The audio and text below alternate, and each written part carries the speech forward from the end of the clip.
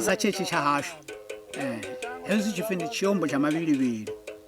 Ndi tsha Randogwana, ndi tsha ra Nowa Khulu.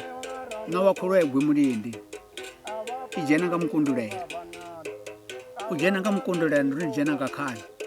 Zwino vhone vha zwi ḓivha Nowa ya Gwi Mulindi, hafhaḽa hone ya vha hone Mulindini a yi ngo tou gwa, ndi mulindi wa zwiṅwe zwithu. Zwino yone i swika ya dzhena nga Khani hafhaḽa, zwithu zwi re nga ngomu zwi ḓo bva zwa shavha.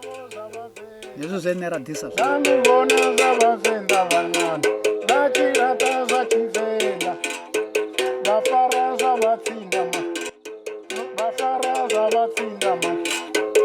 Ndi nga to amba nga ḽo Mbahe.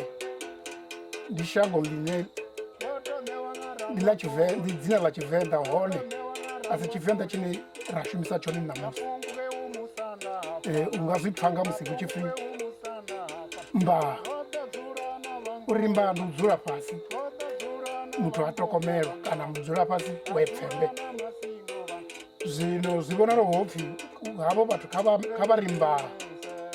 Hezwi vho ri Mbaha nṱha ha Lihe, zwine zwa amba uri ndi u dzula muthu a tokomelwa nṱha ha tombo.